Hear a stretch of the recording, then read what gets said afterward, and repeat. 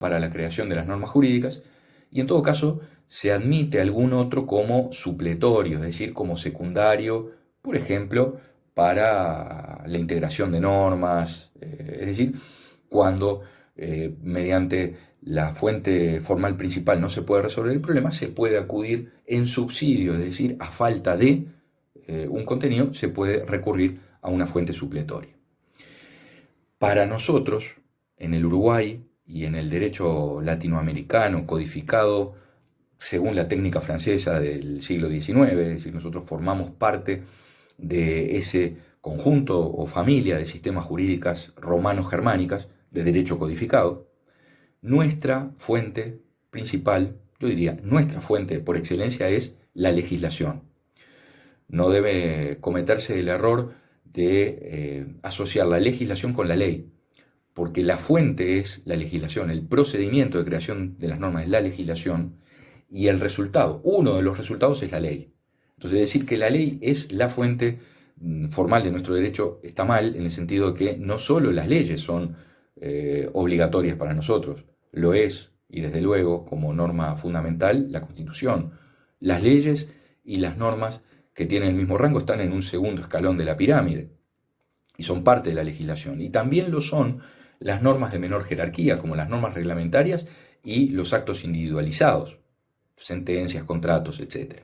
Entonces, nosotros en el derecho romano-germánico codificado, Uruguay, Latinoamérica, los países de la Europa continental y los países que fueron colonias de potencias europeas, como por ejemplo las colonias francesas en África o las colonias alemanas, pueden, que no son tantas, pero digamos, básicamente colonias portuguesas, españolas y francesas, tienen por común denominador que la legislación es la fuente formal.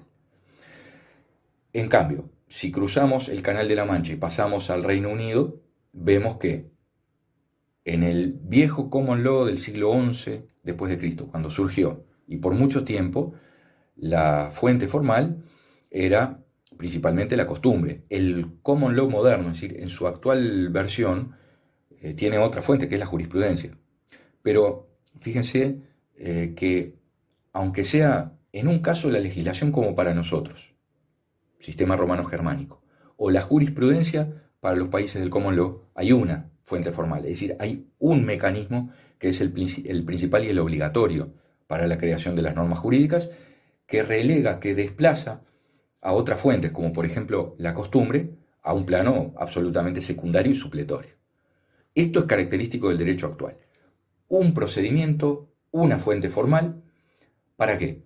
Más que nada para evitar que coexistan distintas formas de hacer nacer las normas jurídicas, distintos mecanismos de creación que implican un problema, implican el problema que puede haber de contradicción. Supongan ustedes que en nuestro derecho la legislación y la costumbre tuvieran el mismo papel de fuente formal. Podría perfectamente darse el caso que la legislación dijera una determinada cosa, negro sobre blanco, es decir, asentado en un código, en una ley, y que la costumbre transcurra por otro lado.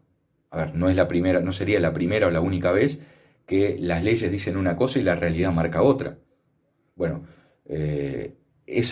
si esas fuentes, si la costumbre y la legislación tuvieran el mismo rango, tendríamos un problema enorme de contradicción.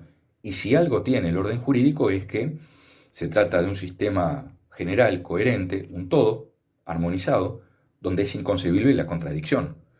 Si nosotros preferimos un mecanismo, uno en particular, como la legislación, excluimos a todos los demás y estamos minimizando la posibilidad de esa contradicción. Recuerden lo que establece el Código Civil en su título preliminar, que las leyes, artículo 9, solo son derogadas por otras leyes y que no vale invocar la inobservancia o la práctica en contrario, es decir, la costumbre.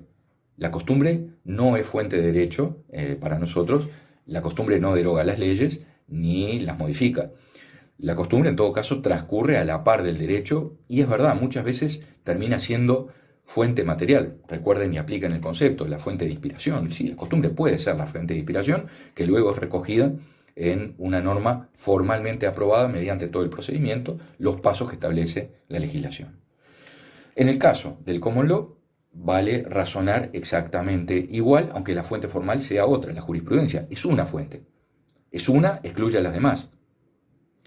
Y en ambos casos hay una característica común, como habrán notado, porque tanto la legislación para nosotros como la jurisprudencia para los países del common law, además de ser una fuente, es una fuente estatal. Es decir, que está asociada, la creación del derecho está asociada a la producción por determinados órganos estatales. Es el Estado el que crea el derecho, no los particulares. Entonces, allí hay una diferencia enorme con lo que a partir de ahora vamos a estudiar en Roma, donde llegaron a existir al mismo tiempo distintas fuentes del derecho, fuentes formales, es decir, procedimientos para la generación, para la creación de normas jurídicamente obligatorias. ¿Cuántas fueron esas fuentes en Roma? Si lo miramos desde la primera y la más antigua hasta la última, podríamos decir que son 9 fuentes. Pero claro, como ese desarrollo jurídico se produjo a lo largo de 13 siglos, no es que la primera convivió con la novena, sino que en todo caso la primera convivió con la segunda o la tercera, luego la tercera con la cuarta y la quinta con la sexta y la séptima, y después las dos finales, más o menos, en términos muy, muy gruesos. Pero sí, en cada época del derecho romano, en esas, ¿se acuerdan? Las 3 fases, las 3 etapas que hablamos de la civilización romana, ¿no? De su infancia, primeros pasos, su auge, su juventud y auge, y luego la madurez y el declive. En cada una de esas etapas hubo más de una fuente formal. La diferencia entonces, para que quede definitivamente claro, entre el derecho actual y el derecho antiguo, desde el punto de vista de las fuentes formales, es que nuestro sistema es un sistema único de una fuente, por lo tanto el principio es la singularidad de la fuente formal, con respecto, o mejor dicho, por oposición a las múltiples fuentes formales que existían en el derecho antiguo y típicamente en el derecho romano.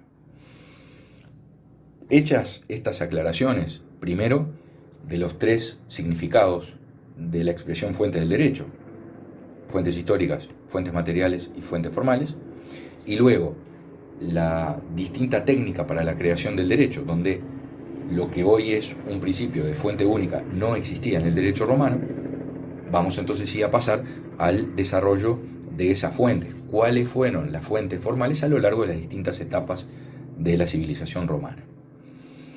Vamos a comenzar con la primera de esas fuentes, la más antigua, es decir, la primera temporalmente, que es el derecho religioso que rigió en Roma en los primeros tiempos de la ciudad.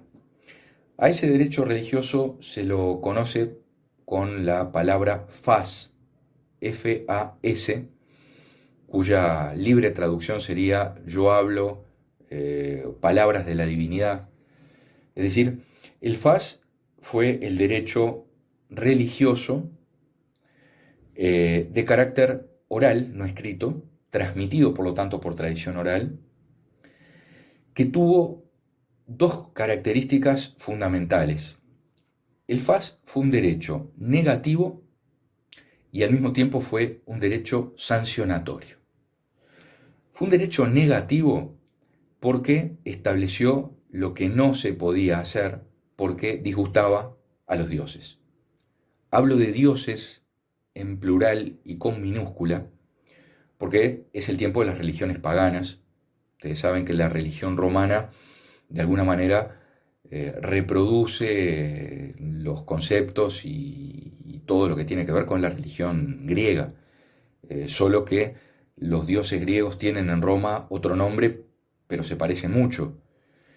Y según los romanos, los antiguos, los primeros romanos, esos dioses establecían un conjunto de conductas que eran prohibidas y cuya realización, es decir, la transgresión a una norma de derecho divino, implicaba una sanción. Y aquí viene el segundo carácter. El primer carácter es negativo. El fas establecía lo que no se podía hacer. La segunda característica es que se trataba de un derecho penal, sancionatorio, es decir, no solo prohibía, no solo establecía lo que no se podía hacer, sino que además establecía claramente cuáles eran las sanciones que debían recaer a todo transgresor. Y esas sanciones eran muy duras, sobre todo porque se partía de la base que el individuo que quebrantaba una norma de FAS se transformaba en impuro y esa mancha sobre el individuo se podía extender por su sola presencia